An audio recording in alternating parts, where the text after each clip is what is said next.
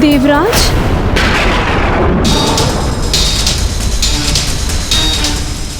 देवराज, मेरे विचारों का ये कैसा दंड दिया है आपने मुझे? आप इसे अपने दुराचार का दंड समझिए।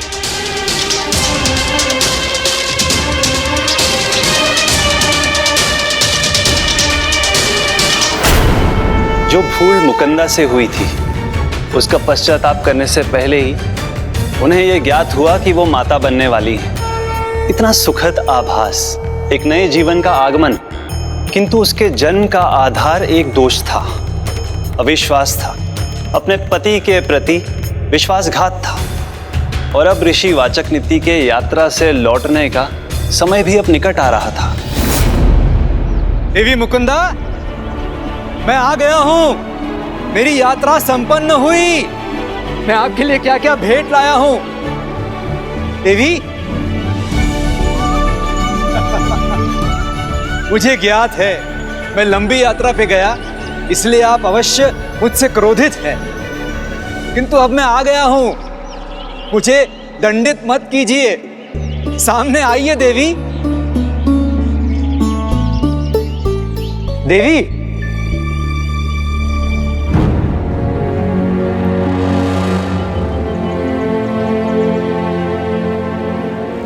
इस प्रकार मुख फेर कर मत रहिए देवी, हमें दर्शन दीजिए।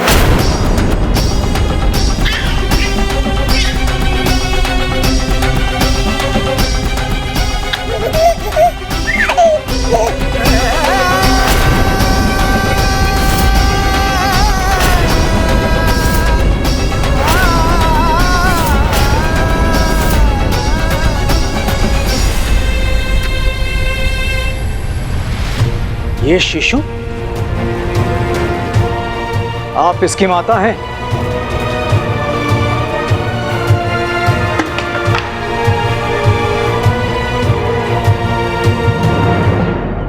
बताइए मुझे, उत्तर दीजिए।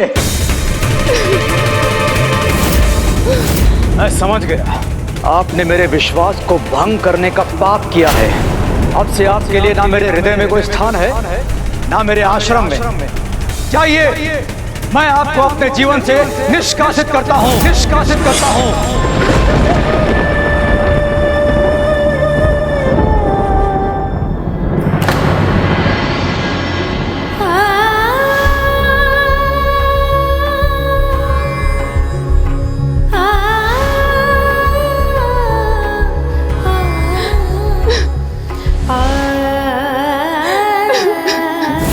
विश्वासी मन के विश्वास को खंडित करना, इससे बड़ा पाप क्या हो सकता है भला? और ऐसा पाप करने वाला कभी शांति से कहाँ सो पाता है? देवी मुकुंदा इसी कष्ट, इसी पीड़ा में अपना समय व्यतीत कर रही थी। पुत्र रूप में संतान पाने के बाद भी उसका मन दुखी था। और एक दिन ऋषि वाचक नीति अपनी यात्रा से लौट आए।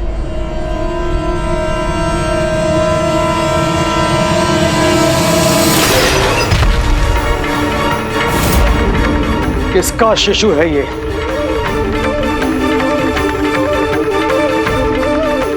ये तो जैसे मेरा स्वप्न सत्य हो रहा है।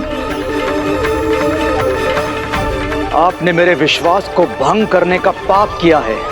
अब से आपके लिए ना मेरे हृदय में कोई स्थान है, ना मेरे आश्रम में। जाइए, मैं आपको अपने जीवन से निष्कासित करता हूं, निष्कासित करता हूं।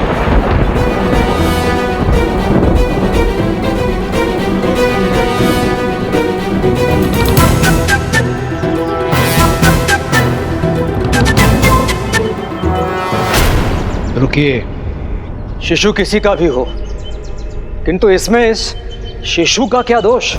एक अबोध शिशु को और उसकी माता को वन में भटकने के लिए छोड़ देना, ये महापाप होगा और मैं ये पाप नहीं कर सकता। इसलिए मैं आपको इस आश्रम में रहने की अनुमति देता हूं। किंतु स्मरण रहे, समय आने पर इसकी शिक्षा के अधिकार से मैं आपको वंचित करता हूं। ऋषि वाचक नीति ने अपनी महानता का परिचय दिया और उस बालक को अपने पुत्र के रूप में स्वीकार किया। और उसे गृहस्मत नाम दिया और उसे शिक्षा भी दी और उसका आरंभ गणपति पूजन से किया।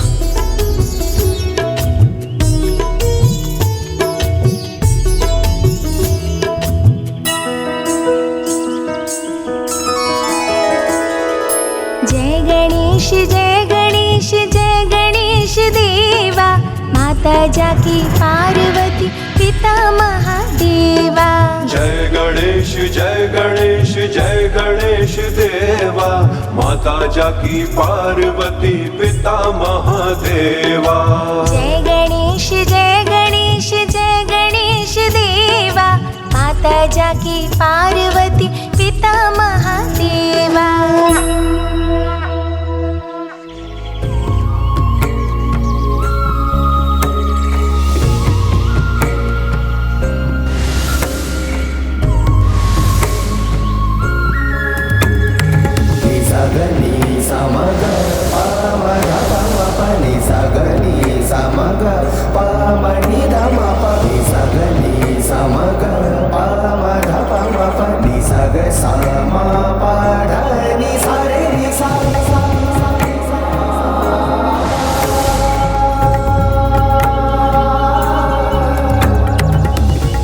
मुझे और ज्ञान देने की कृपा कीजिए गुरुवर। गुरु और पिता होने के नाते मैं तुम्हें जितना ज्ञान दे सकता था मैं दे चुका हूं पुत्र। अब तुम्हें देने के लिए मेरे पास कोई ज्ञान नहीं। प्रभु गणेश जी की कृपा से अब तो तुम स्वयं परम ज्ञानी ऋषि बन चुके हो। फिर मेरे भीतर और अधिक सीखने की इच्छा क्यों है? ऐसा क्यों लगता है कि अभी बहुत कुछ सीखना शेष है? पुत्र, हो सकता है भविष्य में तुम्हें कठिन परिस्थितियों का सामना करना पड़े। यदि कोई ऐसा प्रश्न तुम्हारे समक्ष आए जिसका उत्तर तुम्हें कहीं नहीं मिले, तो स्मरण रखना पुत्र कि जब किसी प्रश्न का उत्तर कहीं नहीं मिलता तो उसका उत्तर ईश्वर के पास अवश्य होता है। प्रभु गणपति की कृपा से और गुरु के मार्गदर्शन से गृहस्मत स्वयं एक महान ऋषि बन गए, जिनके ज्ञान की ख्याति सभी दिशाओं में फैल गई। किंतु व्यक्ति का भूत उसके भविष्य पर भी ग्रहण लगा देता है, जिसका परिचय ऋषि गृहस्मत को भी होने वाला था। मगध नरेश अपने पिता के श्राद्ध पर सभी ऋषियों को दान दे रहे थे, तभी जब वहां ऋषि गृहस्मत भी पहुंच गए।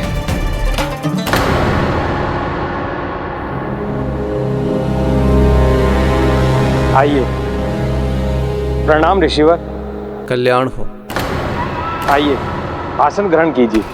आइए।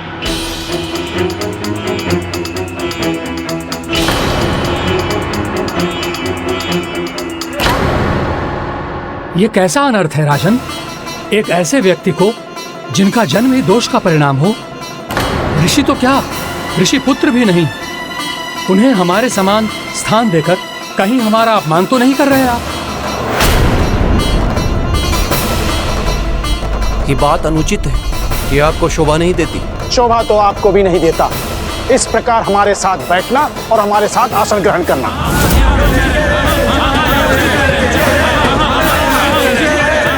आप सभी से भूल हो रही है। मैं ऋषिवाचक नीति का पुत्र गृहस्मत हूँ। पुत्र समान पालन पोषण ही किया है उन्होंने आपका।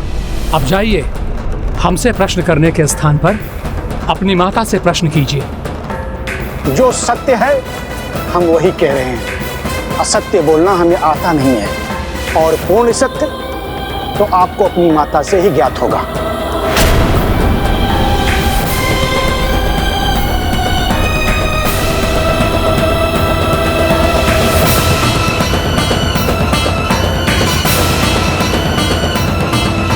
जिनका जन्म ही दोष का परिणाम हो, ऋषि तो क्या, ऋषि पुत्र भी नहीं, और पूर्ण सत्य तो आपको अपनी माता से ही ज्ञात होगा।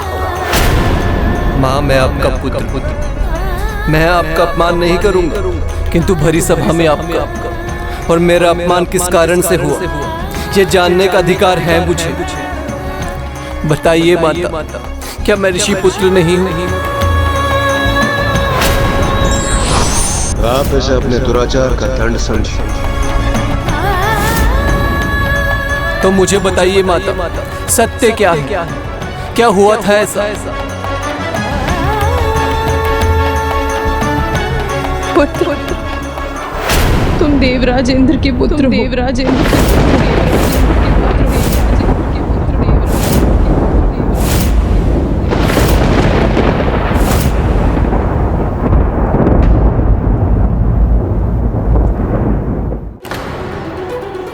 नहीं, ये संभव नहीं है। यही सत्य है पुत्र। जो कुछ भी हुआ वो मेरा दोष था, तुम्हारा नहीं। मुझसे ही ये भारी भूल हुई थी। जिनका जन्म ही दोष का परिणाम हो, ऋषि तो क्या, ऋषि पुत्र भी नहीं। इस जीवन का क्या लाभ जिसमें सभी से उपेक्षा और अपमान का भागी बनूंगा मैं, जिसमें अपमान भरी एक एक श्वास कांटों की तरह चुभेगी मुझे। नहीं पुत्र, अपने जीवन को कोसने का कोई लाभ नहीं। मैं चाहती तो तुम्हें सबसे छुपा सकती थी, तुम्हारे जीवन के आरंभ के साथ ही उसका अंत कर सकती थी, किंतु मैंने ऐसा नहीं किया। मैंने अपनी भूल स्वीकार की, अपने ऊपर दोष लिया, समस्त संसार के अपमान को सहा और तुम्हें सुरक्षित रखा। नहीं माता, ये जीवन नहीं है, ये तो असंख्य कंटकों की चुभन है। जैसे मैं स्वयं एक कटीला पौधा हूँ। ये दिया है आपने मुझे, तो जाइए मैं भी आपको श्राप देता हूँ। आप भी एक कांटों से भरा पौधा बन जाइए।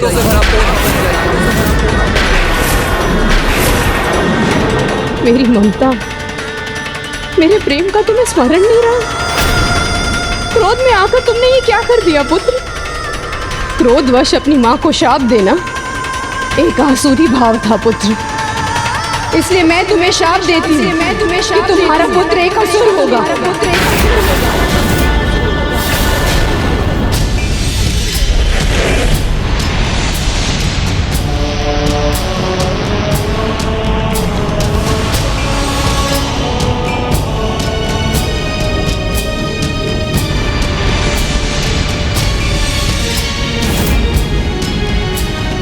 क्यों हुआ ये मेरे साथ? क्या दोष था मेरा? कोई तो इन प्रश्नों का उत्तर दो। जब किसी प्रश्न का उत्तर और कहीं नहीं मिलता, तो उसका उत्तर ईश्वर के पास अवश्य होता है।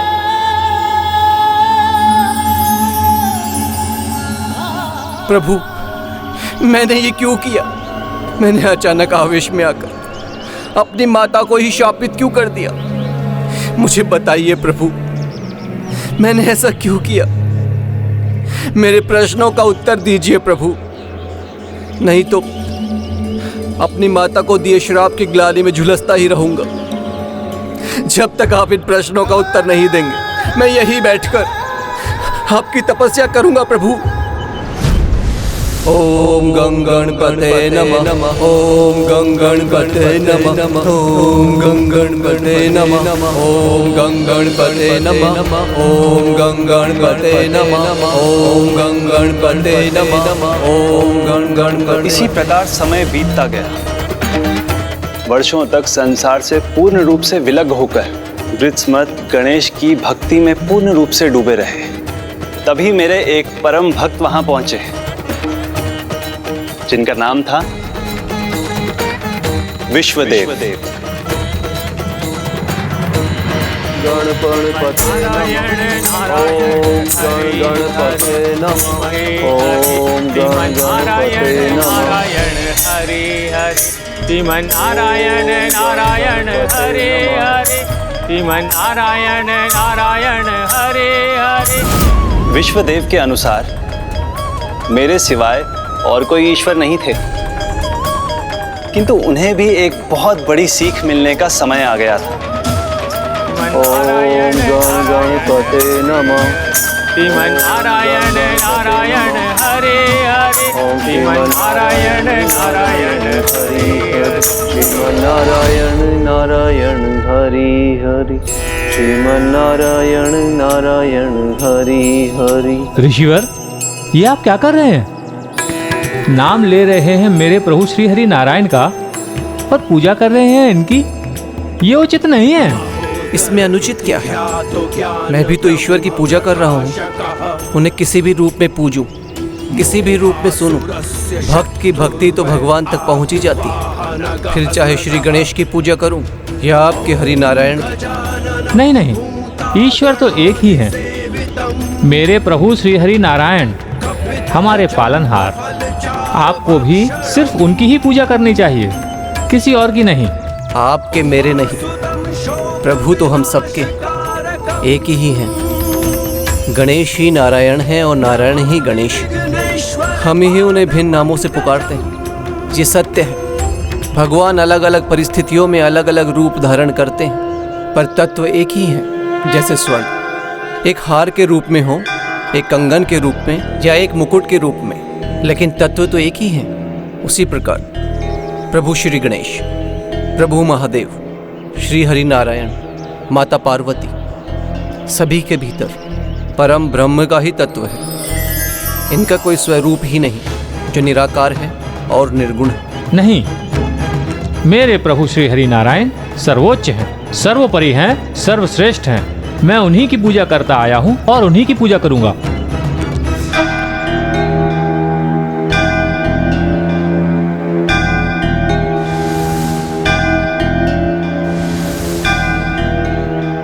अभी ज्ञात हो जाएगा कि सत्य क्या है। मेरे प्रभु कृपा करेंगे। आपके साथ मैं भी प्रार्थना करूंगा कि प्रभु अपने दिव्य स्वरूप में दर्शन दें। ओम गंगणपते नमः।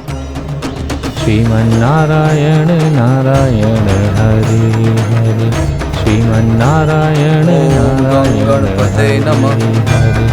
ओम गंगणपते नमः। श्रीमन्नारायण नारायण हरि हरि।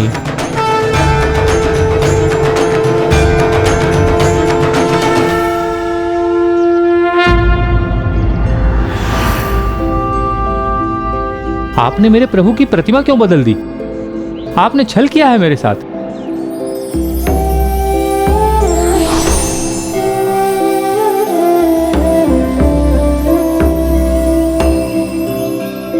ये कैसे संभव है? देखिए ऋषिवर, दोनों ही स्थानों पर आप ही के आराध्य हैं। बड़ी विचित्र बात है।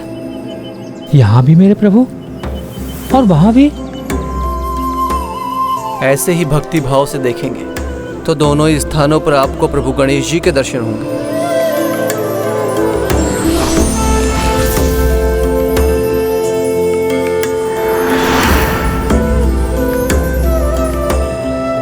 किसी भी धर्म और संप्रदाय से बढ़कर भक्ति है तो प्रभु के लिए भक्ति एक है, तो भगवान भिन्न कैसे हो सकते हैं? वो भी तो एक ही होंगे ना।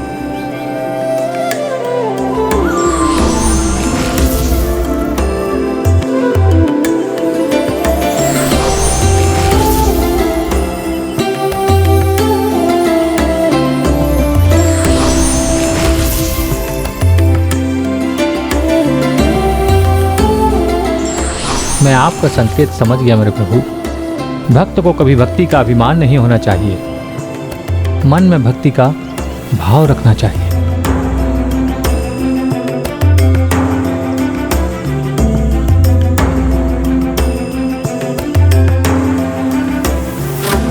हे ऋषिवर, आज आपने मेरी आंखें खोल दी।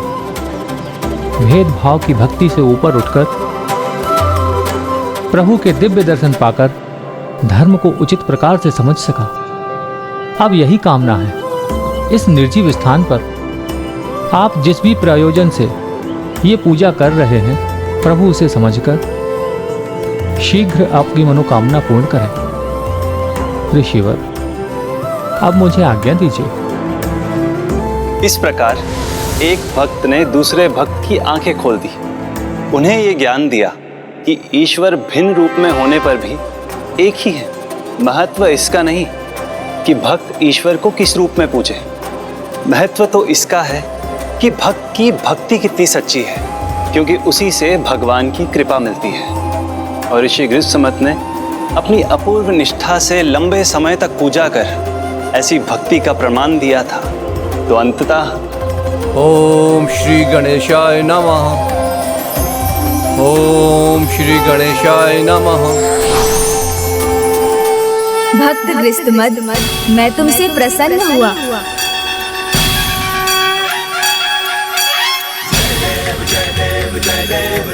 प्रणाम प्रभु। मैं धन्य हो गया प्रभु, मैं धन्य हो गया। कहो वत्स, क्या चाहते हो तुम? भक्त क्या चाहता है प्रभु? आपकी भक्ति में लीन रहना, और कुछ नहीं चाहिए मुझे, बस इतना ही वरदान दीजिए। क्या तुम भूल गए? तुम्हारे मन में कुछ प्रश्न थे तुम्हारी माता को लेकर। क्यों हुआ, कैसे हुआ? आपके दर्शन हो गए, उन प्रश्नों का कोई अर्थ नहीं रहा प्रभु।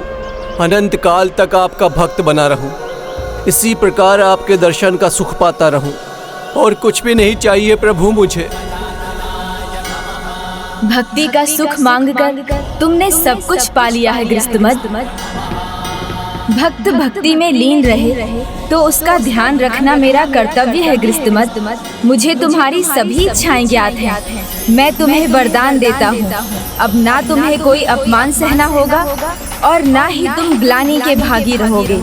मैं तुम्हारी माता को भी तुम्हारे उस शाप से मुक्त करता हूँ।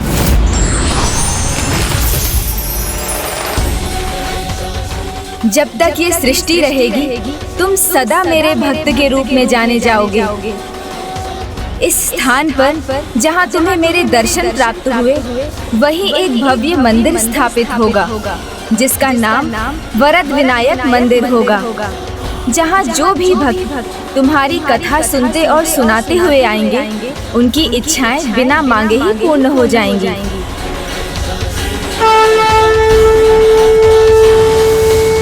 प्रभु तो अंतर्यामी है, भक्त के अंतर में क्या इच्छा है ये उन्हें ज्ञात है, और जो उनकी सच्ची भक्ति करते हैं प्रभु उनकी मनोकामना अवश्य पूर्ण करते हैं। तब तो स्वामी प्रभु वरद विनायक को ये भी ज्ञात होगा कि मेरी क्या इच्छा है।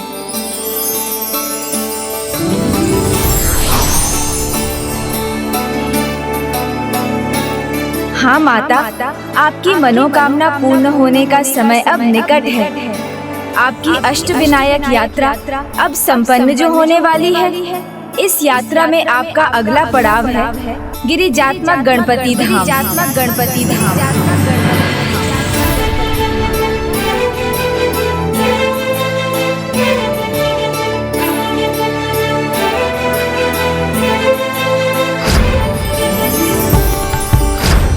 स्वामी, यहाँ देवी पार्वती के होने का आभास क्यों हो रहा है मुझे? वो इसलिए देवी क्योंकि इस मंदिर की महिमा का संबंध बहन पार्वती से है।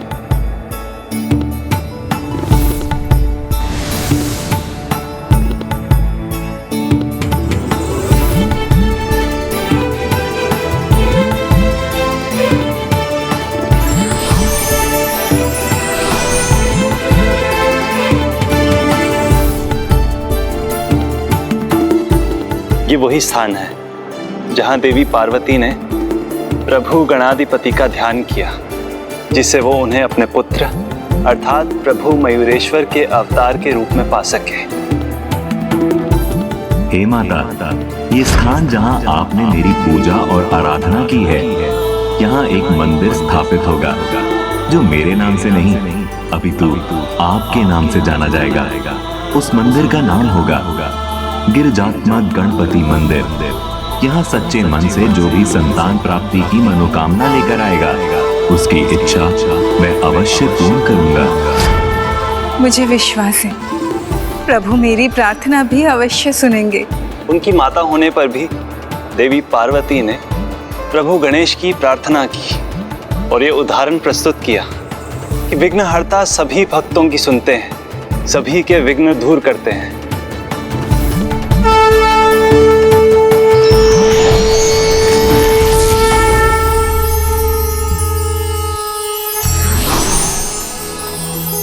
नमस्ते ब्रह्मरूपाय विष्णुरूपाय ते नमः। माता, नमस्ते रुद्ररूपाय करिरूपाय ते नमः।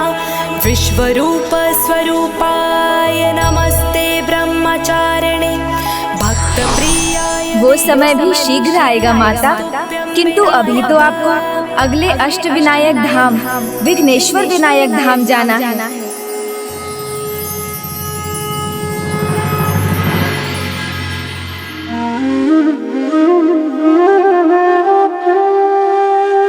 अवश्य गजानन द्वारा किसी बड़े विघ्न को हरने पर ही इस मंदिर का नाम पड़ा है विघ्नेश्वर विनायक।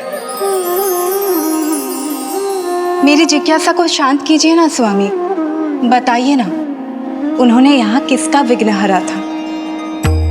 विघ्न तो प्रभु हरते ही हैं, किंतु यहाँ एक विचित्र बात हुई थी। इस मंदिर का नाम विघ्न हरने के कारण नहीं, एक विघ्न रूपी असुर के कारण पड़ा था।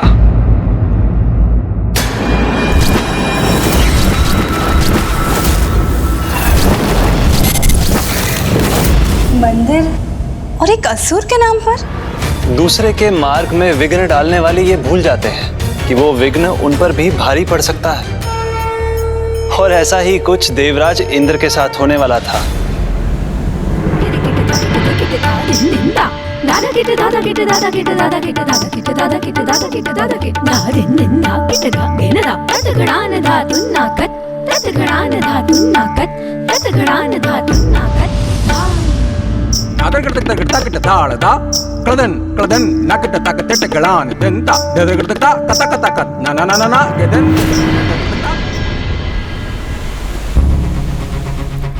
कैसा प्रकाश है ये?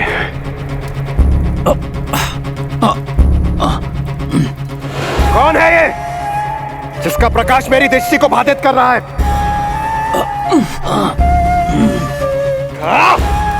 किसका दुस्साहस है ये जो बार बार मेरे आनंद में बाधा उत्पन्न कर रहा है? अभी जाकर से दंडित करता हूं। नारायण नारायण। प्रणाम देवऋषि। व्यर्थ में क्रोधित हो रहे हैं आप देवराज। ये तो किसी के यज्ञ का परिणाम है, इसे कैसे रोकेंगे आप? देवऋषि कौन है ये? राजा अभिनंदन, जिसकी तपोशक्ति शीघ्र ही आपकी शक्ति से भी अधिक होने वाली। नारायण नारायण। ओम स्वाहा ओम स्वाहा ओम स्वाहा ओम स्वाहा ओम स्वाहा ओम स्वाहा ओम स्वाहा ओम स्वाहा। तो यह है राजा अभिनंदन जो अनंत यज्ञ कर रहे हैं। ये कोई साधारण यज्ञ नहीं है देवराज, इसे रोकना कदाचित आपके लिए कष्टदायी भी हो सकता है। सावधान रहिएगा देवराज। नारायण नारायण। ओम स्वाहा ओम स्वाहा ओम स्वाहा। राजा अभिनंदन, जिसकी तपोशक्ति शीघ्र ही आपकी शक्ति से भी अधिक होने वाली। ओम स्वाहा। देवऋषि ने मुझे सावधान अवश्य किया है, किंतु मुझे कोई न कोई युक्ति अवश्य ढूंढनी होगी। राजा अभिनंदन मुझसे अधिक शक्तिशाली बन जाए, उसके पूर्व मुझे इस यज्ञ को रोकना होगा। देवराज।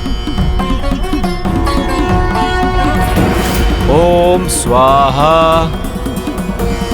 ओम स्वाहा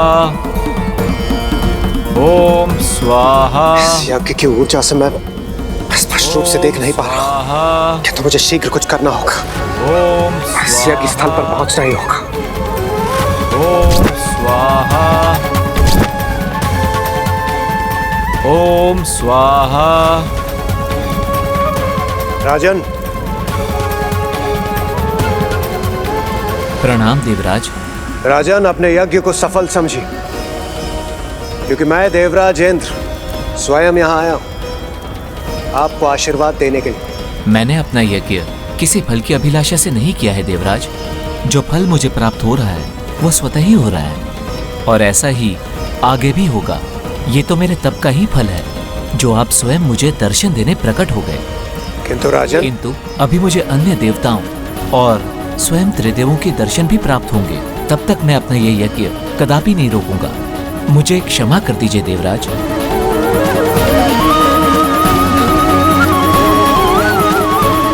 ओम स्वाहा। ये युक्ति तो विफल हुई, मुझे कुछ और सोचना होगा। राजा अभिनंदन का यज्ञ सफल हो और यज्ञ की शक्ति का दुरुपयोग करें और स्वर्ग पर अपना आधिपत्य स्थापित करने का प्रयास करें। उसके पूर्व हमें राजा अभिनंदन को रोकना होगा। उचित कह रहे हैं देवराज, हमें कुछ तो करना ही होगा। राजा अभिनंदन मुझसे अधिक शक्तिशाली हो जाए, कदाचित मेरा सम्मान कोई नहीं करेगा, और इस सम्मान को बनाए रखने के लिए इस यज्ञ को नष्ट करना ही होगा। देवराज, हम देवता हैं, असुर नहीं। यज्ञ में बाधा डालना नहीं, उसकी सहायता करना, उसकी रक्षा करना ही हमारा कर्तव्य है। आप उचित कह रहे हैं वायुदेव, ये एक असुरी कार्य है। असुरी तो क्यों ना हम एक असुर ही उत्पन्न करें। असुर उत्पन्न करें, असुर उत्पन्न करें। क्यों देवगण, यही उचित होगा। हम सभी अपनी शक्तियों के मिश्रण से एक शक्तिशाली असुर उत्पन्न करेंगे। शक्तिशाली।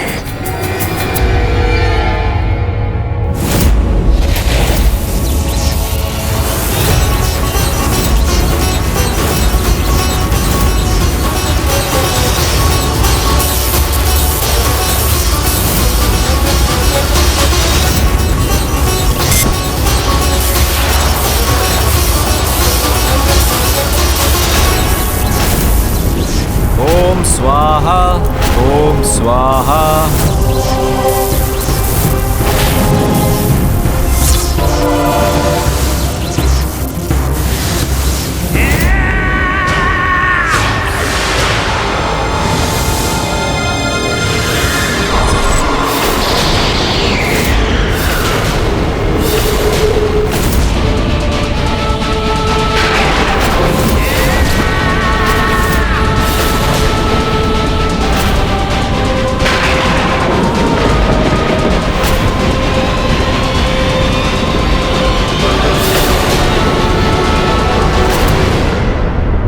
कौन हूं मैं, क्यों और किसने की है मेरी रचना?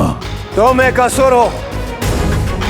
यज्ञ में विघ्न उत्पन्न करने के लिए तुम्हारी रचना हुई, इसलिए आज से तुम्हारा नाम विघ्नासुर होगा। विघ्नासुर होगा, विघ्नासुर होगा।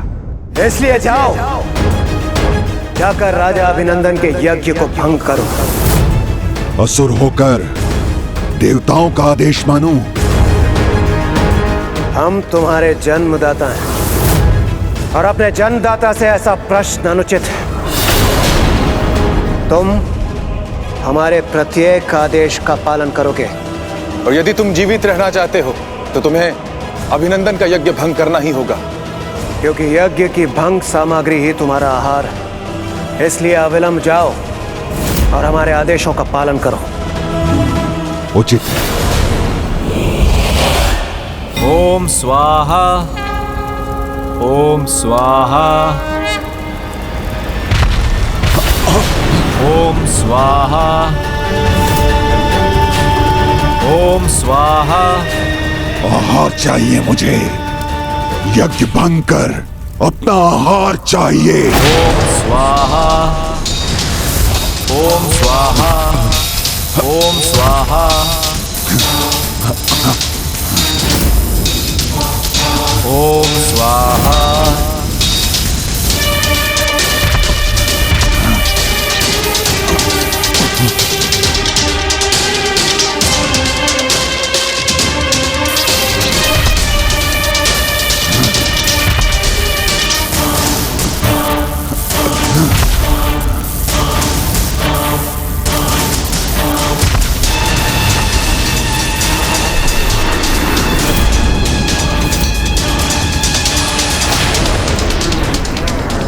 ये असुर तो राजा अभिनंदन की यज्ञ ऊर्जा में ही विलीन हो रहा है।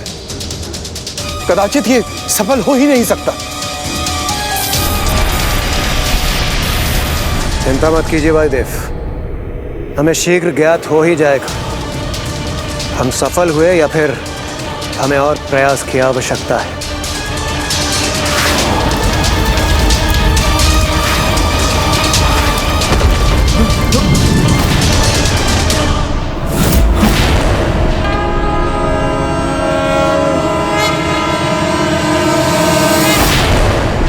वाह, अद्भुत! ये तो एक पंथ और दो कार्य हुए। राजा अभिनंदन का यज्ञ भी भंग हो गया और इस असुर का अंत भी। आइए देवगण, हम अपनी सफलता का आनंद उठाते हैं। आइए।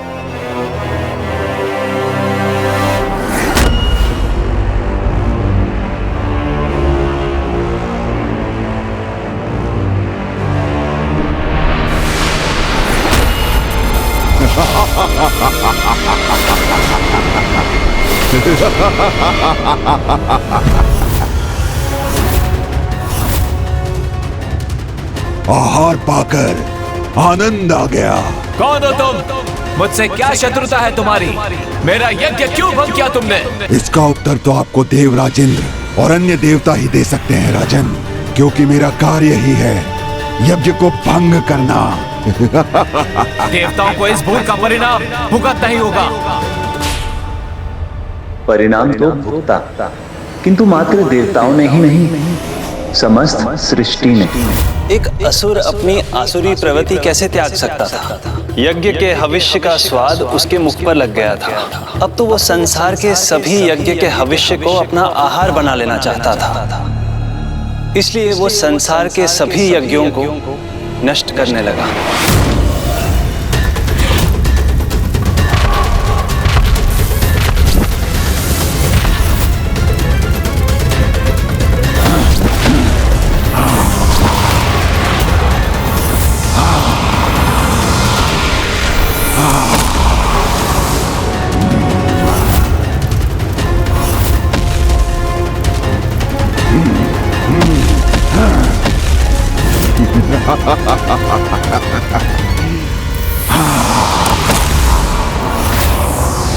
पर ये तो सर्वज्ञात है, देवताओं की पुष्टि तो यज्ञ के हविष्य से ही है। तो जब यज्ञ ही संपन्न नहीं हो रहे थे तो देवता शक्तिहीन होने लगे थे।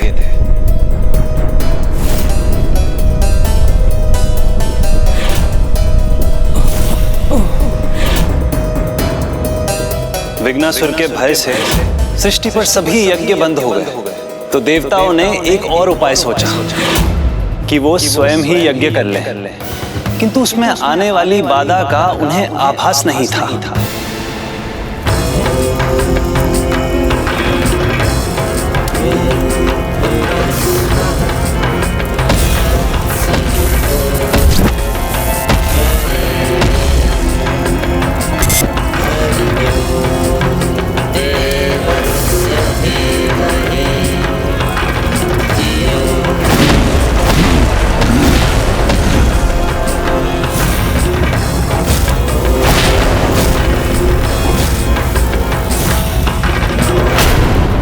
और खसुर, देवताओं से उत्पन्न होने के बाद भी तुम्हारी प्रवृत्ति असुरी ही है। इतने बड़े मूर्ख हो तुम, अपने जीवन दाता के यज्ञ में बाधा उत्पन्न करने के लिए प्रस्तुत हो गए। एक असुर के भीतर आसुरी प्रवृत्ति नहीं होगी तो क्या होगा देवराज इंद्र? आप एक बात भूल रहे हैं कि खंडित यज्ञ की सामग्री ही मेरा आहार है, और जब कहीं और कोई यज्ञ नहीं हो रहा तो इसी यज्ञ से अपना आहार प्राप्त करूंगा मैं। मेरा जीवन जीवन अब तुम्हारे जीवन के अंत होने का समय आ ही गया।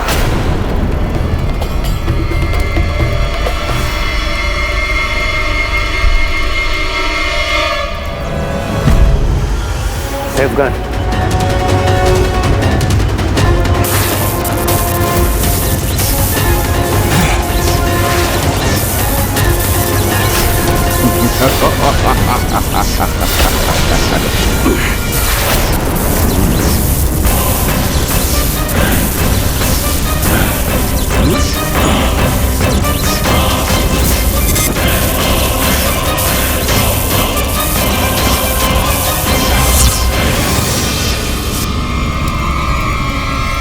आप भूल रहे हैं मैं आप सभी की ऊर्जाओं से ही उत्पन्न हुआ हूँ। तो ये ऊर्जाएं मुझे हानि कैसे पहुंचा सकती हैं? देवगन, ये सत्य कह रहा है। हम इसे क्षति नहीं पहुंचा सकते। तो फिर हम क्या करेंगे देवराज? इसे रोकने का क्या कोई उपाय नहीं?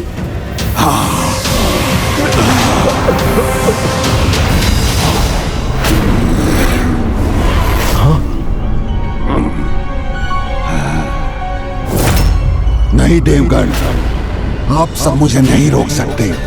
देवता होकर भी अपने ही द्वारा उत्पन्न किए गए प्राणी को उसका आहार प्राप्त करने से कैसे रोक सकते हैं आप?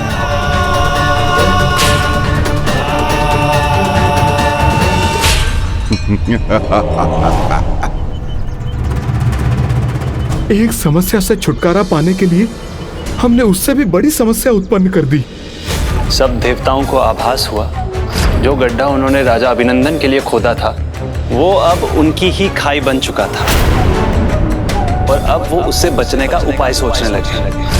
अब तो हमारे समक्ष केवल एक ही उपाय, इस विघ्नासुर नामक विघ्न से केवल विघ्नहर्ता महागणाधिपति जी ही हमारी रक्षा कर सकते हैं।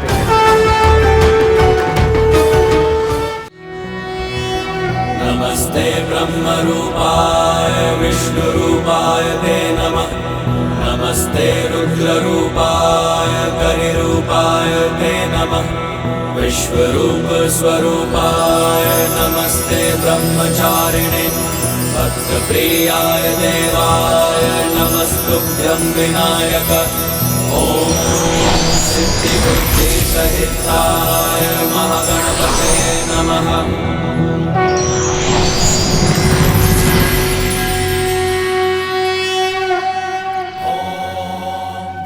हे प्रभु महागणाधिपति जी, हम देवता आपसे विनती करते हैं, हमारी सहायता कीजिए।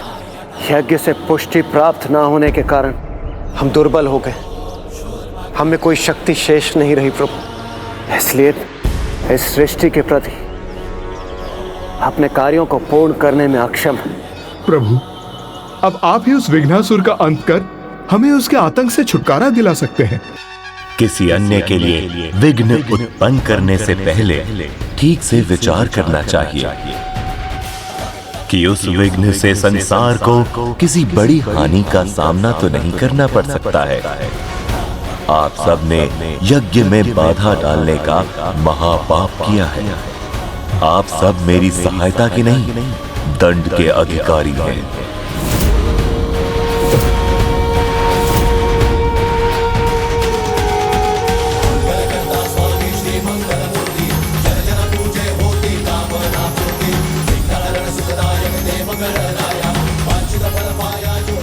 प्रभु, भूल मुझसे ही हुई। मुझे लगा कि राजा अभिनंदन की दृष्टि मेरे सिंहासन पर, इसलिए मुझसे ये दोषपूर्ण आचरण हो गया प्रभु। और मैं समझ ही नहीं पाया कि मैं क्या कर रहा हूँ। हम प्रायश्चित करने को प्रस्तुत हैं प्रभु। हाँ प्रभु, क्षमा प्रभु, क्षमा प्रभु, हमारी रक्षा कीजिए प्रभु, रक्षा कीजिए प्रभु। प्रभु हमारी रक्षा कीजिए प्रभु, रक्षा कीजिए प्रभु।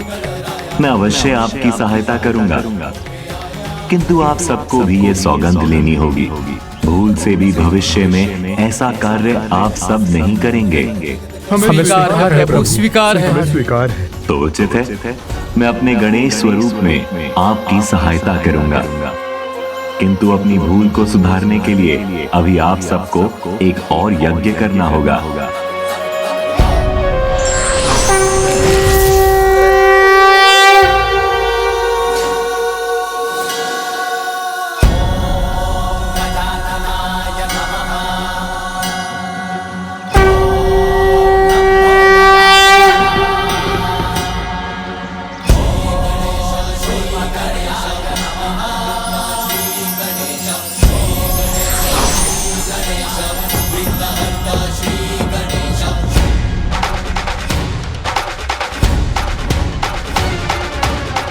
आप यज्ञ शुरू कीजिए।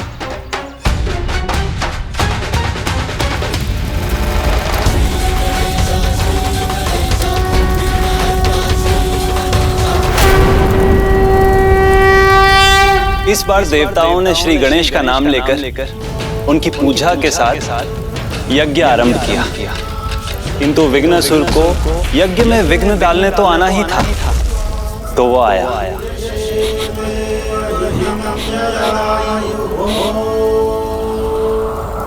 यज्ञ की अग्नि अर्थात मेरा आहार मेरा स्वागत कर रहा है।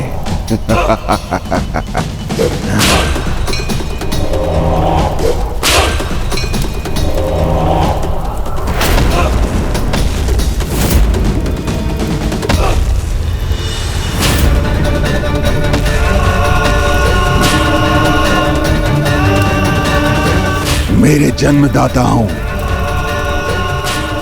मुझे पुनः आहार उपलब्ध कराने के लिए आपको कोटि कोटि धन्यवाद। विघ्नासुर, तुम ये यज्ञ भंग नहीं कर सकोगे। आप भी मुझे नहीं रोक सकते।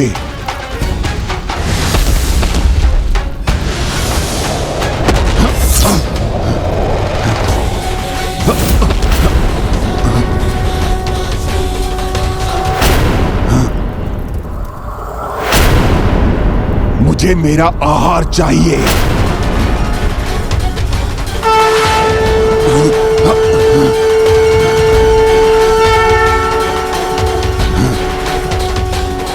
मेरा आहार मैं प्राप्त करके ही रहूंगा।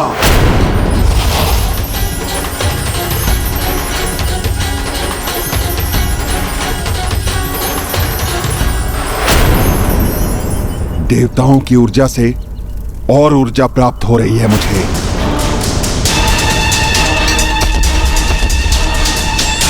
रुको विघ्नासुर, तुम आगे नहीं बढ़ सकते।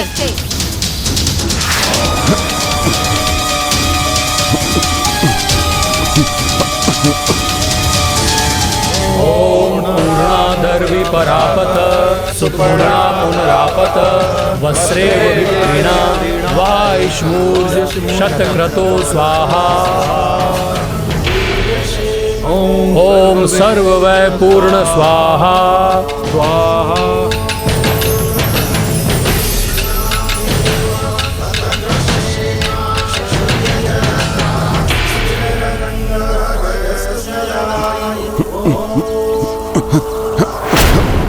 कौन है आप जो मुझसे इन देवताओं की रक्षा कर रहे हैं? इतना जानने का अधिकार तो मुझे है कि देवताओं की ऊर्जा से परिपूर्ण होने पर भी ये कौन है जो मुझे शक्तिहीन कर रहा है? आप अवश्य कोई दिव्य शक्ति हैं। मुझे अपना परिचय देने की कृपा करें। मुझसे भूल हुई है तो उसका दंड मैं स्वीकार करूंगा, किंतु पहले आप अपना परिचय देने की कृपा करें। बताना होगा आपको कि आप कौन हैं।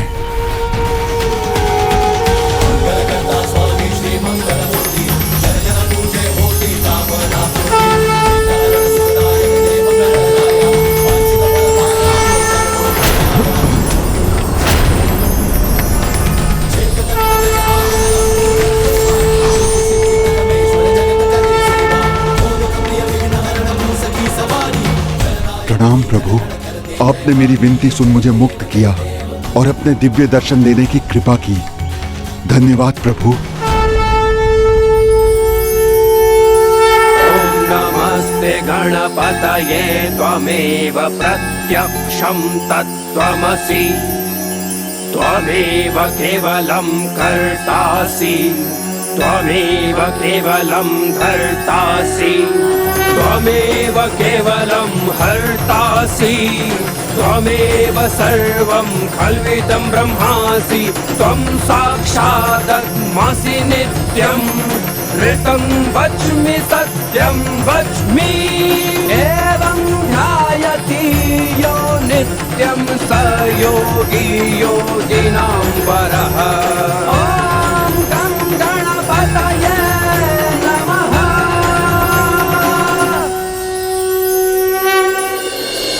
देवराज, यह असुर कहीं प्रभु श्री गणेश का स्तुति गान कर उन्हें प्रसन्न कर ले और उनसे कोई वरदान न प्राप्त कर ले। यदि ऐसा हुआ तो हमारा संकट टलने के स्थान पर पुनः उठ खड़ा होगा। परम ब्रह्म हैं आप प्रभु, तो आप बिना दोष के मुझे दंड कैसे दे सकते हैं? मेरा तो जन्म ही यज्ञ को खंडित करने के लिए हुआ है। खंडित यज्ञ की सामग्री ही मेरा आहार है। आहार बिना जीवन नहीं प्रभु। तुम उचित कहते हो विघ्नासुर, इसमें तुम्हारा नहीं दोष देवताओं का था। किंतु सच्चे मन से यज्ञ करने वाले ऋषि मुनियों का भी तो कोई दोष नहीं, जिनके यज्ञ भंग कर तुम उनकी सामग्री को अपना आहार बनाते हो। प्रभु, अनजाने में ही सही ऋषि मुनियों को मैं कष्ट देता हूँ, किंतु मैं विवश हूँ। अब आप ही बताइए प्रभु, मैं क्या करूँ? तुम्हारा जन्म हुआ है तो तुम्हें भी भोजन अवश्य मिलेगा विघ्नासुर, किंतु किसी भी यज्ञ से नहीं। यदि भंग यज्ञ की सामग्री ही तुम्हारा आहार है तो तुम उसी यज्ञ को भंग कर सकोगे जो मेरा स्मरण किए बिना आरंभ होगा या अशुद्ध मन से किया गया अवैदिक यज्ञ होगा। मैं वचन देता हूँ प्रभु, मैं आपके आदेश का पालन करूंगा।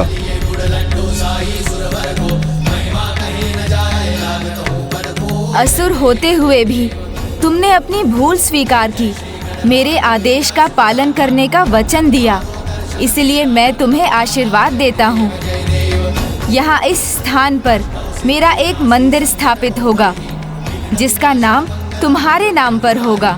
इस स्थान पर मेरा नाम तुम्हारे नाम के साथ सदा के लिए जुड़ जाएगा। विघ्नेश्वर विनायक के नाम से मेरा यहाँ पूजन होगा। जो भी यहाँ आकर अपनी भूल स्वीकार कर पश्चाताप करेगा उसे क्षमा प्राप्त होगी और श्रद्धा से यहाँ भक्ति न्योछावर करने वालों को अपने विघ्नों से मुक्ति भी मिलेगी।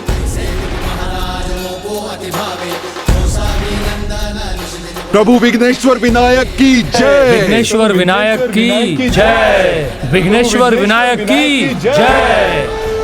और इस प्रकार पूर्ण होती है विघ्नेश्वर की कथा।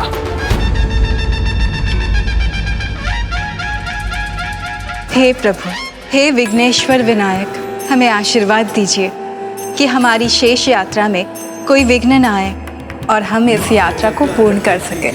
तो ज्ञान ब्रह्म प्रकाशकः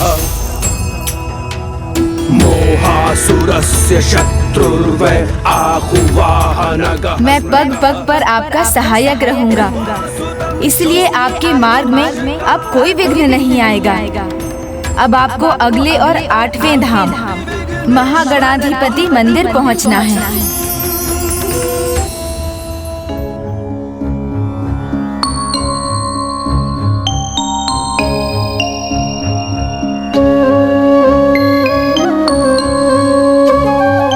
प्रभु महागणाधिपति की कथा से तो आप परिचित ही हैं प्रिय। नहीं तो स्वामी? स्मरण नहीं है आपको? एक समय ऐसा था जब तीनों लोकों पर असुर नायक त्रिपुरासुर अर्थात 3 असुर भाई कमलाक्ष, ताराक्ष और विरुमाली का नियंत्रण था। इनकी शक्ति का कारण था घोर तप से मिला इन्हें वरदान। इन तीनों भाइयों ने चालाकी से ऐसा वरदान पा लिया था कि उनका वध कर पाना असंभव था। कि संसार के देवता स्वयं महादेव ही इस त्रिपुर को नष्ट कर सकते हैं और हमारा वध उन्हीं के हाथों हो, उनके अतिरिक्त किसी और के हाथों नहीं। तथास्तु, तथास्तु। जब इन पापियों के विनाश का समय आया, अंत में स्वयं प्रभु महादेव को ही उनका सामना करने आना पड़ा। भयंकर युद्ध हुआ, उसकी पूरी सेना का अंत हुआ, किंतु त्रिपुरासुर का नहीं। जब महादेव पाखंडी त्रिपुरासुर का वध करने के लिए कठिनाई का सामना कर रहे थे, जब स्वयं मैं और ब्रह्मदेव त्रिपुरासुर का वध करने के लिए महादेव की सहायता के लिए आए थे, तब भी त्रिपुरासुर का वध करना असंभव हो रहा था और समय निकलता जा रहा था। फिर विश्वकर्मा जी ने पृथ्वी को रथ बनाया, सूर्य और चंद्र उसके पहिए बने। मेरु पर्वत उसका धनुष और वासुकी उसकी डोर और मैं स्वयं बाण बना। किंतु रथ पर महादेव के आरूढ़ होते ही रथ डगमगाने लगा। तभी आकाशवाणी हुई, त्रिपुरासुर के अंत का विघ्न तभी हटेगा। प्रथम पूज्य विघ्नहर्ता की प्रथम पूजा का नियम आपके उदाहरण से स्थापित हो, जिसके बाद शुद्ध मन और भक्ति से किए जाने वाले किसी धर्म कार्य में कभी कोई विघ्न न आए। आज की ये पौर्णमी महागणपति तिथि अनंत काल तक संसार में स्थापित रहेगी और मैं इन्हीं सहस्त्र नामों का जाप कर गणेश की पूजा करूंगा। तब महादेव ने अपने ही पुत्र विघ्नहर्ता गणेश की पूजा की।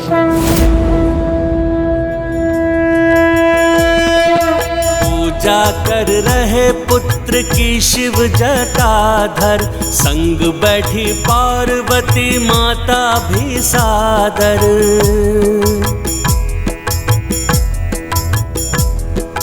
गढ़ रही है हल्दी से माता गजानन, निर्मित कर शिव भी हल्दी गौरी पावन।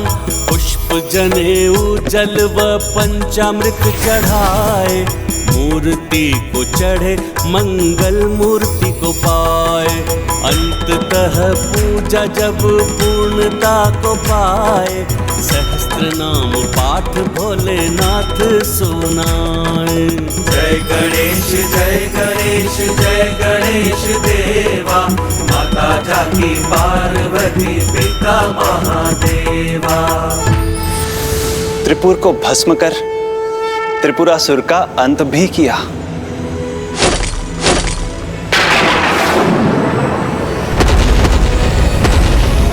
यदि गिरिजात्मक गणेश माता द्वारा अपने पुत्र की पूजा के प्रतीक थे, तो महागणाधिपति मंदिर इसके प्रतीक हैं। इसलिए किसी भी कार्य में सफलता पाने के लिए उसका आरंभ गणेश पूजन से किया जाता।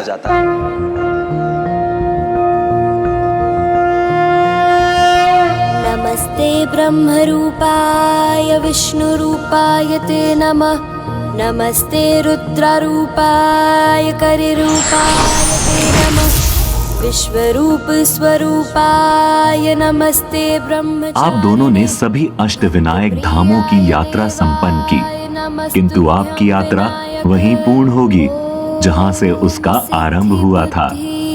सहिताय महागणपतये नमः।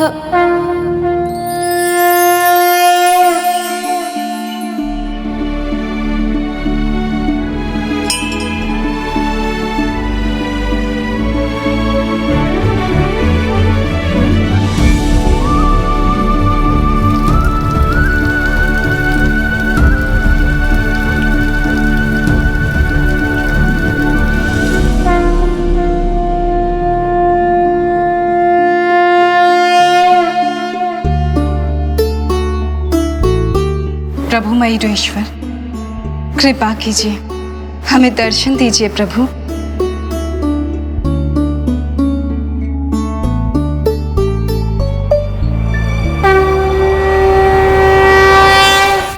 आइए हम प्रभु का स्तुति गान कर इन्हें प्रसन्न करें।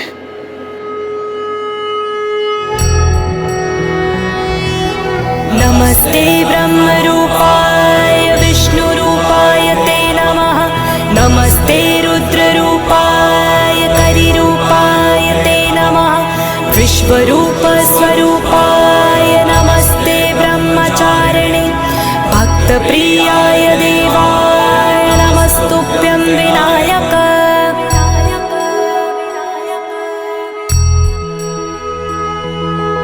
लंबोदर नमस्तुभ्यं सततं मोदक प्रिय। निर्विघ्नं कुरु मे देव सर्वकार्येषु सर्वदा। त्वां विघ्नशत्रुदलनेति च सुन्दरेति।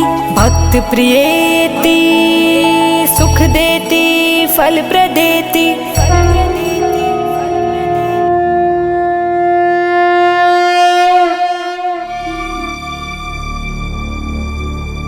स्वामी, प्रभु दर्शन क्यों नहीं दे रहे?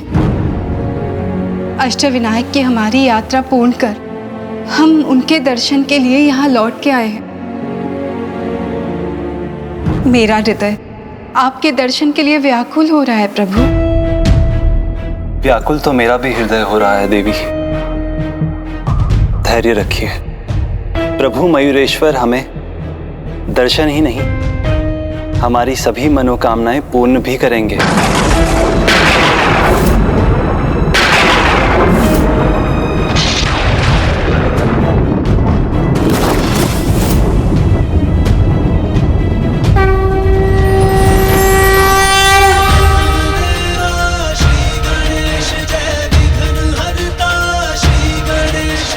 हमारी मन की इच्छा तो आपको ज्ञात है प्रभु।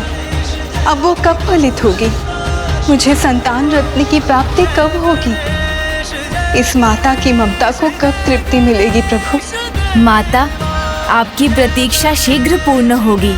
और इतना ही नहीं, समस्त संसार आपके पुत्र के साथ आपकी पूजा करेगा। जय गणेश देवा।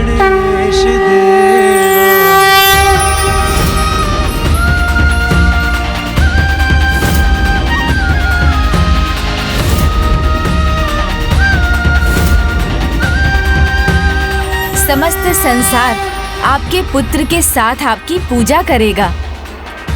प्रभु, आपके वचन सुनकर मेरा हृदय अपने पुत्र को देखने के लिए और भी आतुर है। मुझे ये सौभाग्य कब प्राप्त होगा प्रभु? माता, भक्त की भक्ति और माँ की ममता जब दोनों का संगम हो तो परिणाम सुंदर ही होगा। किंतु अभी आपको जगत भ्रमण के लिए निकलना होगा, क्योंकि संसार को आपके आशीर्वाद की प्रतीक्षा जो है।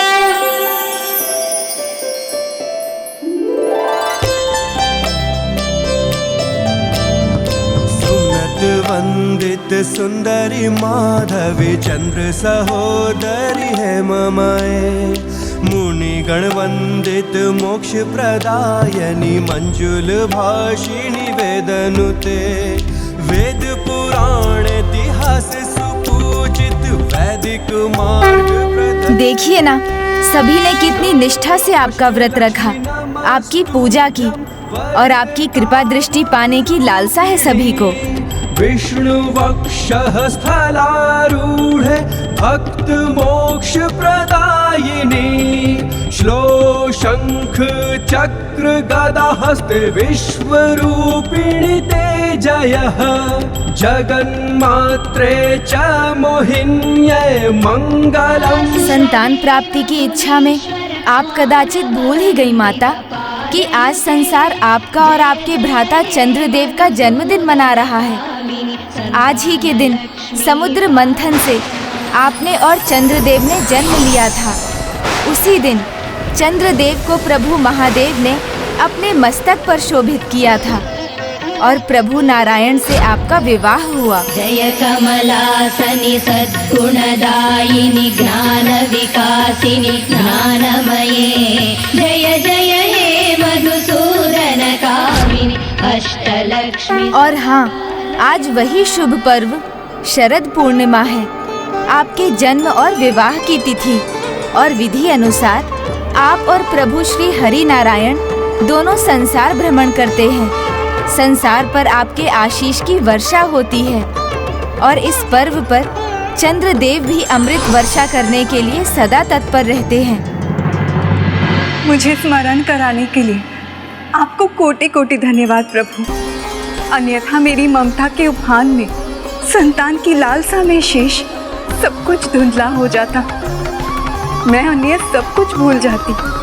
आपकी ममता से ओतप्रोत आपका आशीर्वाद आज उन्हें भी मिलेगा जो उससे वंचित रहे हैं। वो सभी धन्य हो जाएंगे, उनके कष्ट दूर हो जाएंगे, उनमें नए प्राण आ जाएंगे।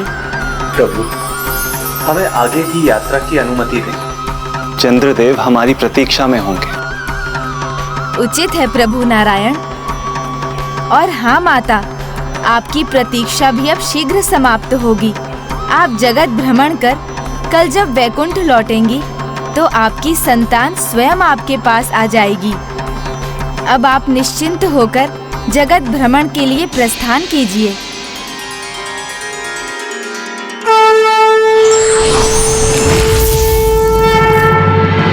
आइए प्रिय, शरद पूर्णिमा की इस कोजागरी रात्रि में रात्रि जागरण कर भजन कीर्तन करने वाले सभी भक्त हमारी संतानें ही तो हैं। उन्हें भी हमारे आशीर्वाद पाने का अवसर मिलना चाहिए। सुमनत वंदित सुंदरी माधवी चंद्र सहोदरी है ममाए मुनिगण वंदित मोक्ष प्रदायनी मंजुल भाषिणी वेदनुते जय जय हे मधुसूदन कामिनी धन लक्ष्मी रूपेणा पालय मां श्लो अष्टलक्ष्मी नमस्तुभ्यं वरद काम रूपिणी विष्णु वक्षः स्थलारूढे भक्त मोक्ष प्रदायिनी श्लो शंख चक्र गदा हस्ते विश्वरूपिणी ते जयः जगन्मात्रे च मोहिन्ये मंगलं शुभमंगलम्। पुत्र गणेश, पुत्र गणेश, पुत्र ये खीर बाहर अंबर के नीचे रख दो। जो आज्ञा माता।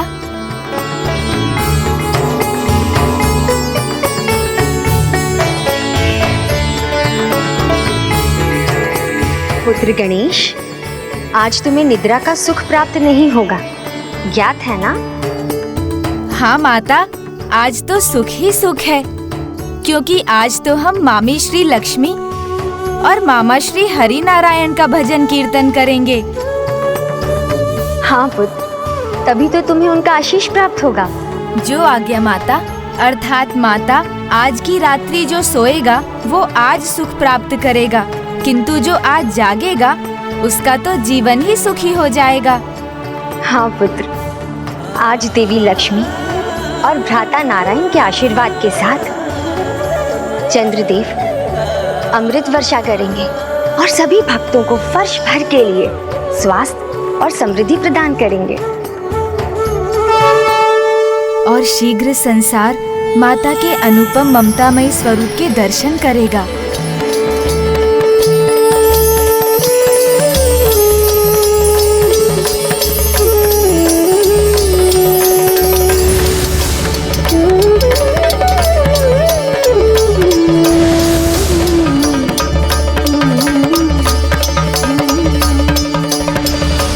शीघ्र मेरे मातृत्व को भी पूर्ण सुख मिलेगा।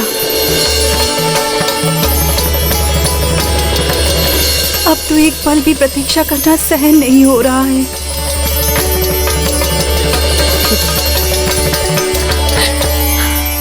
क्षमा कर दो माता, अब तो क्षमा कर दो।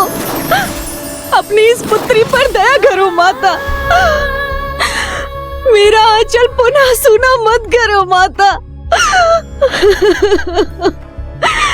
मेरे साथ फिर ऐसा क्यों हो रहा है? मैं ये कष्ट कैसे सहूंगी माता? मेरा कष्ट दूर कर दो माता। जबकि मैंने अपनी भूल सुधार ली है माता, फिर यह सहनीय पीड़ा क्यों सहनी पड़ रही है मुझे माता? क्षमा कर दो माता, क्षमा कर दो। अब तो मुझे क्षमा कर दो। मेरा आंचल फिर से सूना मत करो माता।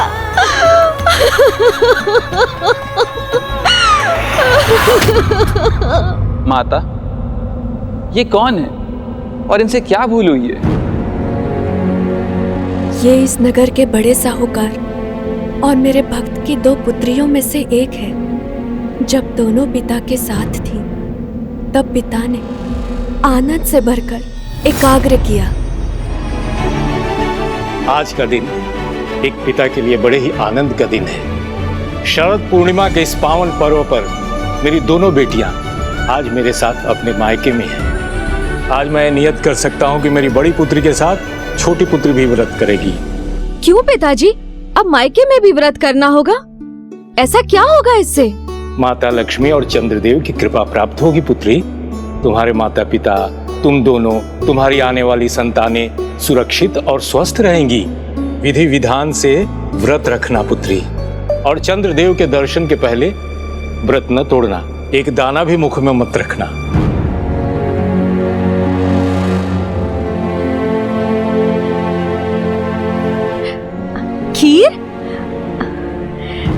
दीदी खीर भगवान को चढ़ेगी ना? अच्छी है या नहीं, किसी को तो चक्कर देखनी पड़ेगी ना। नहीं छोटी, याद है पिताजी ने क्या कहा था? चंद्र दर्शन से पूर्व एक भी दाना हमें नहीं खाना है। दीदी इस घर की तो सदा यही रीत रही है, पिताजी उचित अनुचित कुछ भी कह देते हैं और आप उनकी दृष्टि में अच्छी बनने के लिए उनकी बात मान भी लेती हो और वैसे ही करने लगती हो। कष्ट मुझे होता है जब मुझे वो बात माननी पड़ती है ताकि मैं बुरी ना दिखूं। नहीं छोटी, पिताजी की आज्ञा का पालन करना तो हमारा कर्तव्य है और भक्ति भाव से पूजा करने को कहकर उन्होंने कोई अनुचित आदेश भी तो नहीं दिया है। पूजा तक तो ठीक था, लेकिन व्रत बिना भोजन खाए कोई कैसे रह सकता है? मैं तो नहीं रह सकती, और वो भी जब इतने मिष्ठान सामने हो। बस छोटी, कुछ ही देर की तो और बात है, थोड़ा धीरज रखो। अब चंद्र दर्शन में समय ही कितना है, चलो हम दोनों पूजा की तैयारी करते हैं। चलो।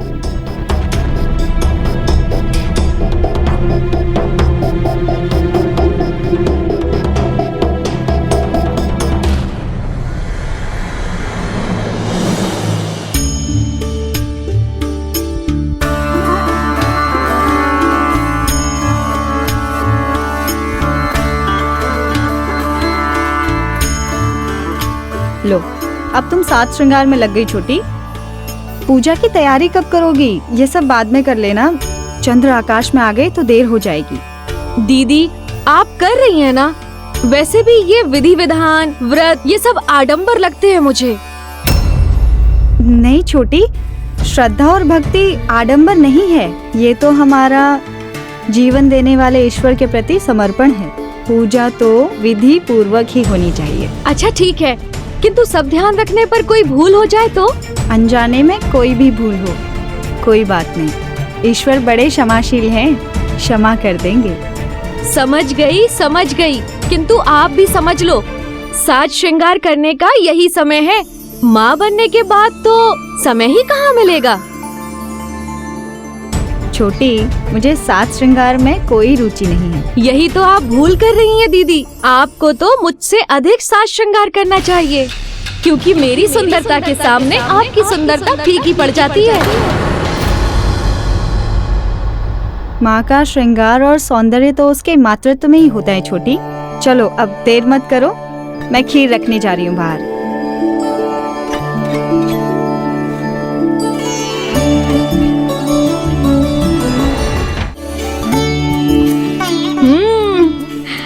अब उचित है।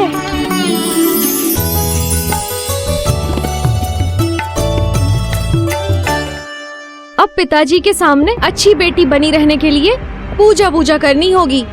चलो कोई बात नहीं, पूजा कर लक्ष्मी जी से बहुत सारा धन मांग लूंगी, फिर मन भरकर मिष्ठानों की पेट पूजा करूंगी और फिर भिन्न भिन्न प्रकार के श्रृंगार का सामान लाऊंगी।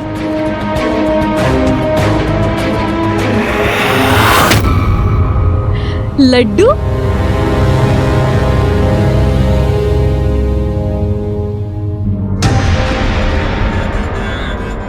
एक लड्डू खा लूंगी तो क्या होगा उससे?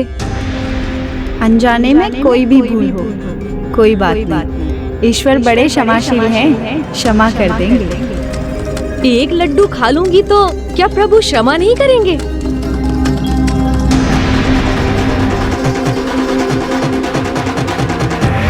छोटी, ये क्या किया? कैसा अनर्थ कर दिया तुमने?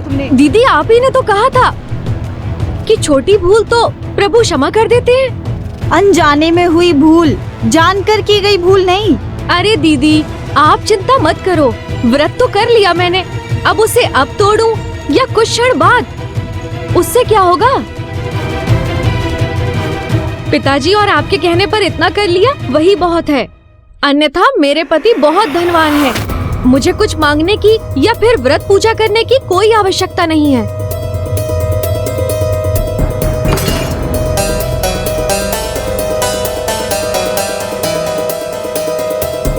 क्या होगा ये तो पता नहीं, पर मैं अवश्य माता लक्ष्मी को मनाऊंगी कि वो तुम्हें क्षमा कर दे। तुम्हारा भाग्य तुम्हारे साथ रहे, कुछ बुरा ना हो। बड़ी ने हृदय से प्रार्थना तो की, किंतु तब भी छोटी का भाग्य नहीं बदल सकी। जहाँ एक और बड़ी ने स्वस्थ बालक को जन्म दिया, वहीं दूसरी ओर छोटी के जीवन में एक दुखद घटना हो गई।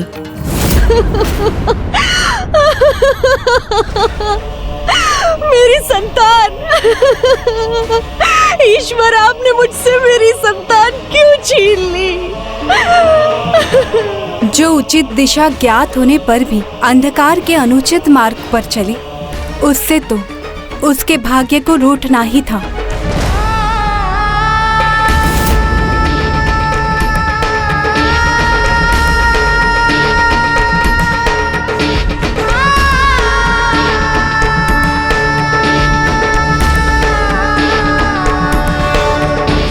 छोटी,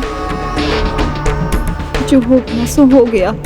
अब उसको लेकर दुख करने से क्या लाभ? उसको लेकर इतना मत सोचो। दुखी नहीं रहते मेरी बहन। ईश्वर की कृपा तुम पर भी अवश्य होगी।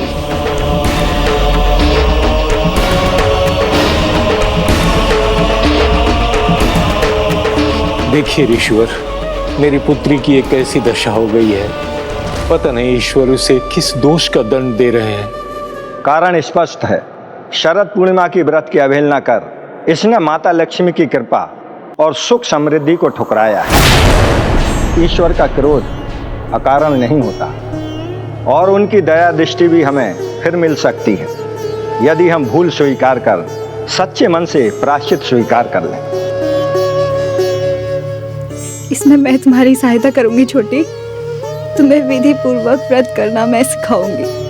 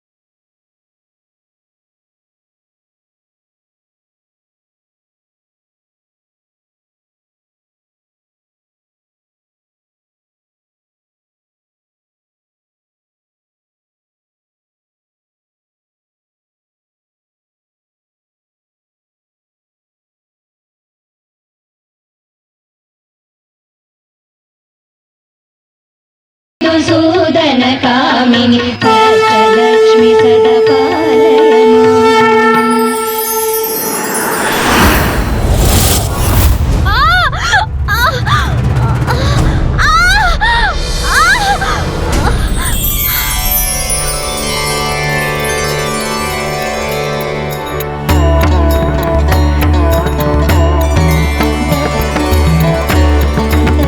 पुत्र, पुत्र,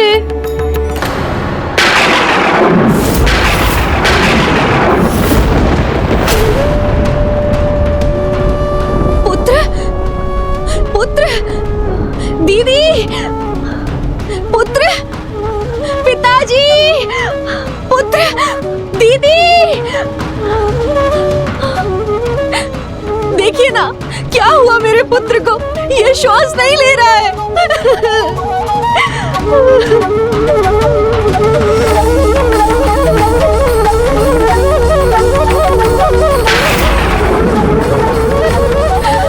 हे विधाता, कैसी लीला है तुम्हारी।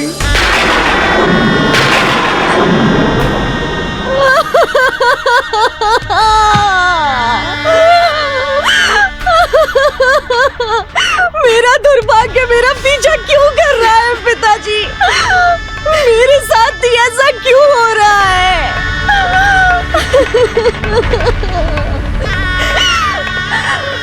इस बार मैंने कोई भूल नहीं की।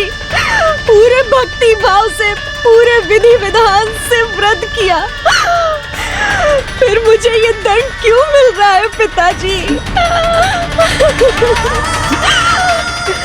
दीदी मुझसे तो भूल हुई, किंतु आपने तो सदा हृदय से भक्ति की ना माता की। आप भी पूछिए माता लक्ष्मी से, वो आपकी बहन को, इस माँ को क्षमा क्यों नहीं कर रही है?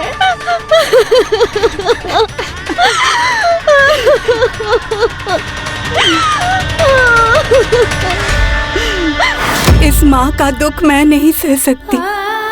एक स्त्री हूँ मैं। इसकी आहत ममता का आभास हो रहा है मुझे। आपकी ममता से ओतप्रोत आपका आशीर्वाद आज उन्हें भी मिलेगा जो उससे वंचित रहे हैं।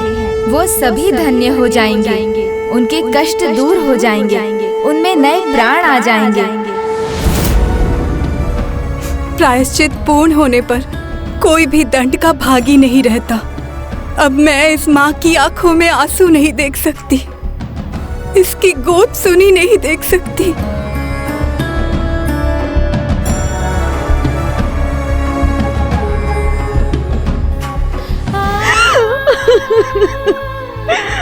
माता की कृपा है ना आप पर तो दीदी, तो आप ही कहिए ना उनसे मुझे क्षमा कर दे, मुझे मेरा पुत्र लौटा दे।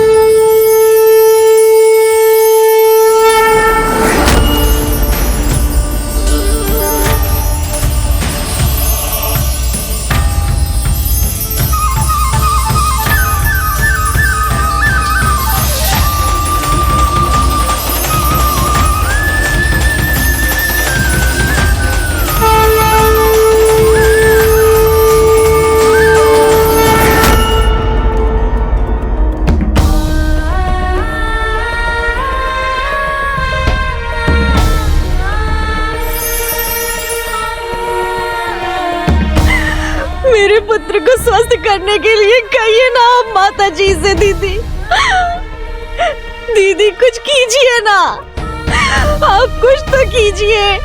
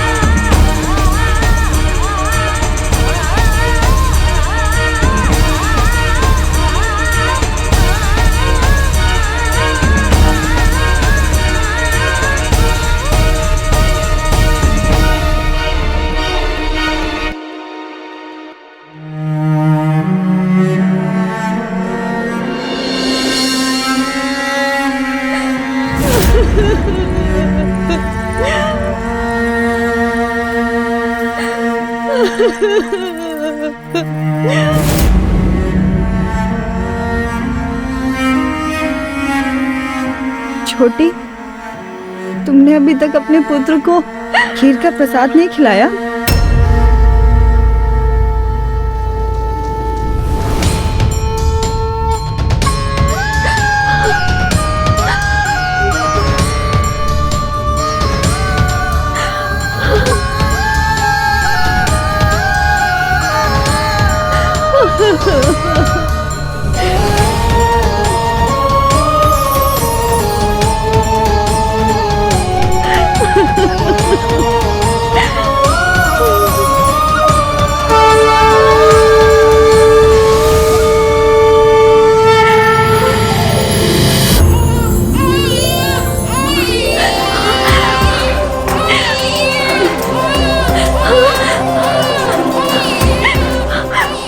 मेरा पुत्र,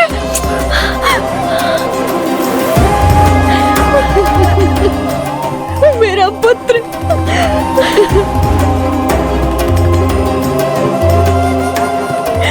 मेरा पुत्र जीवित है, मेरा पुत्र जीवित है।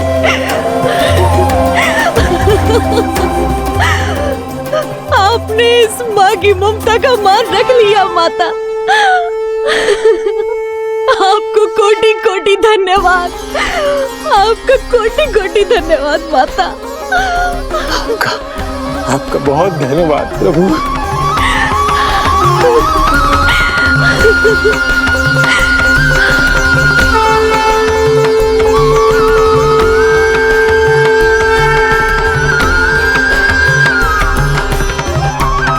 स्वामी, इस माँ की ममता ने मुझे भाव विभोर कर दिया। मैं वरदान देती हूँ, आज से जो भी भक्त प्रति वर्ष शरद पूर्णिमा में व्रत कर इन दोनों बहनों की कथा सुनेंगे, उन पर मेरी पूरी कृपा होगी। जिनकी संतान है उनकी संतान को स्वास्थ्य प्राप्त होगा, और जिनकी संतान नहीं है उनको संतान सुख का आशीर्वाद मिलेगा।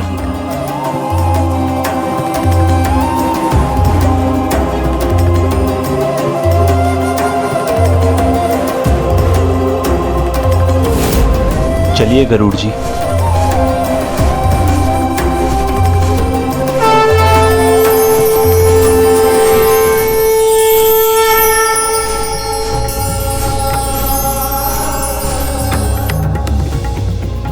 माता लक्ष्मी, आपकी कृपा पाकर तो मैं धन्य हो गया।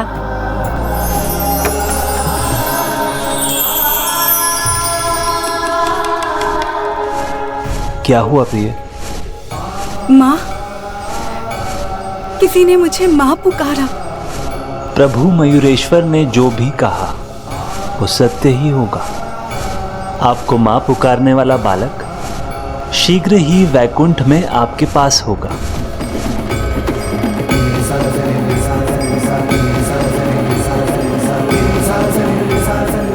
वाह वाह, ये खीर तो अब और भी स्वादिष्ट हो गई। इसमें 2 माताओं का आशीर्वाद जो है, माता का प्रसाद मैं सभी के साथ बांटूंगा। दोनों भाभी माँ, माता, भ्राता, नंदी जी, सभी को माता का आशीर्वाद मिलना चाहिए।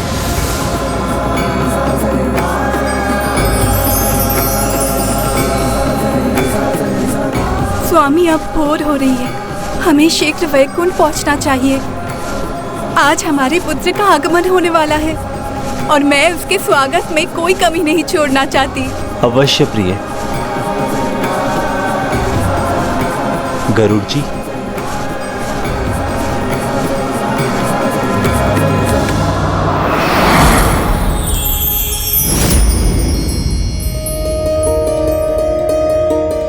ओहो, कितना कुछ करना है मुझे, कोई कमी ना रह जाए। मेरे पुत्र का आगमन किसी भी क्षण हो सकता है। स्वामी, स्वामी, आप इस प्रकार मुख बनकर मत खड़े रहिए, मेरा हाथ बटाइए ना। वैकुंठ की सज्जा करने में मेरी सहायता कीजिए स्वामी। केवल मेरा नहीं, आपका भी पुत्र है वो, जिसका शुभ आगमन होने वाला है। उसके खेलने हेतु एक सुंदर बागीचा होना चाहिए और सोने के लिए एक बहुत सुंदर कक्ष। परंतु अभी तो समय भी नहीं है, जो है उसी को सज्जित करना है। स्वामी, आप इस प्रकार मुझे निहारते रहेंगे या अपना कार्य आरंभ भी करेंगे? कार्य शुरू कीजिए ना।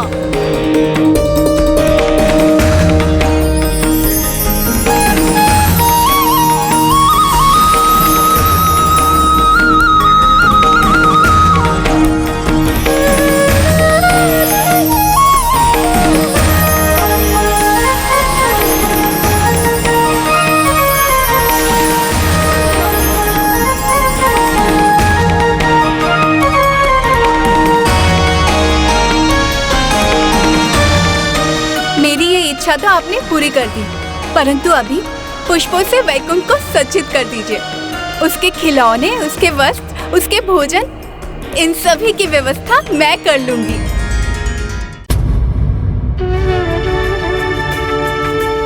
पुत्र, तुम्हें ये पकवान, ये खीर भाएंगे ना?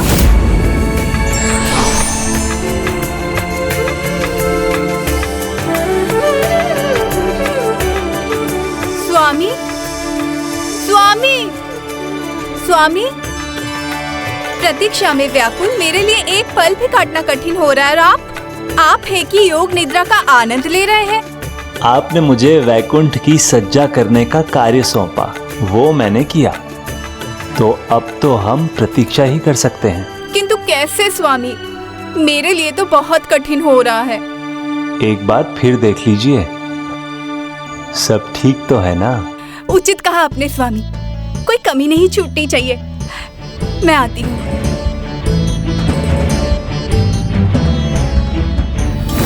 तुम भी तो खीर प्रसाद खाओ।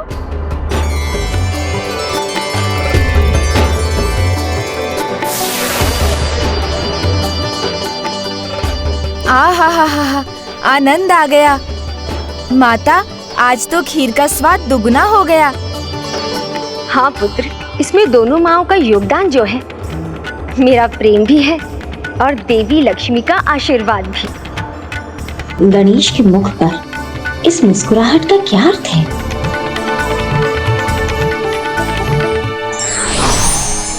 स्वामी, ये क्या, आप फिर योग निद्रा में चले गए? अब क्या हुआ प्रिय? स्वामी, मैंने तो सब देख लिया, सब ठीक है। भोजन है, खिलौने हैं, वस्त्र है। अच्छा है, तो अब बस हमें प्रतीक्षा करनी होगी। वही तो समस्या है ना स्वामी, प्रतीक्षा ही नहीं हो पा रही है मुझसे।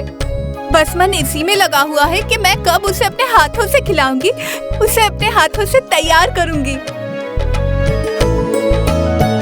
ओहो, तैयार से तो स्मरण हुआ, आभूषण तो मैंने तैयार ही नहीं किए। कुछ अति विशेष बनाइए, हमारे पुत्र को बहुत अच्छा लगेगा। उचित कहा आपने स्वामी, परंतु आप फिर से योग निद्रा में मत चले जाइएगा। अकेले में एक एक पल मुझे काटने को दौड़ रहा है।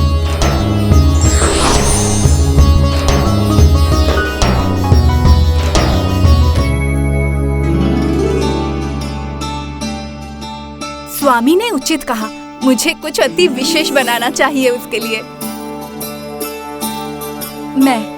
मैं पुत्र के लिए स्वर्ण के कंगन बनाऊंगी।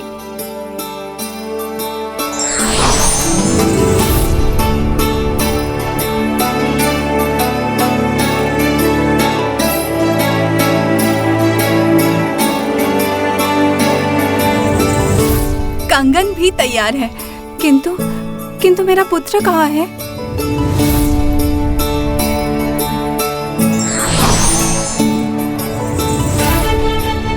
प्रिय, मैं योग निद्रा में नहीं गया। प्रभु, आप परिहास कर रहे हैं मेरे साथ। यहाँ मैं कितनी व्याकुल हूँ उसका अनुमान भी नहीं आपको। कितनी शंकाएं हैं मेरे मन में। मेरा पुत्र कहाँ है, अभी तक आया क्यों नहीं? प्रभु मयूरेश्वर ने तो कहा था कि हमारे वैकुंठ पहुँचते ही वो हमारे पास होगा। किंतु देखिए, दिन का दूसरा पहर हो गया, किंतु हमारा पुत्र अभी तक नहीं आया। मेरी आंखें तो तरस रही है उसे देखने के लिए। मामी, मामी, गणेश है, अवश्य मेरे पुत्र के साथ ही आया होगा।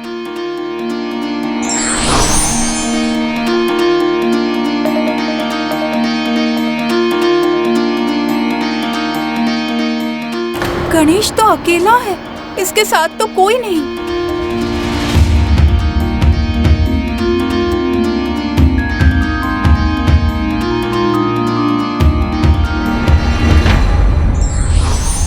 जो व्यक्ति उचित मार्ग ज्ञात होने पर भी अनुचित मार्ग का अनुसरण करते हैं, वो निश्चय ही अपने दुर्भाग्य को आमंत्रित करते हैं।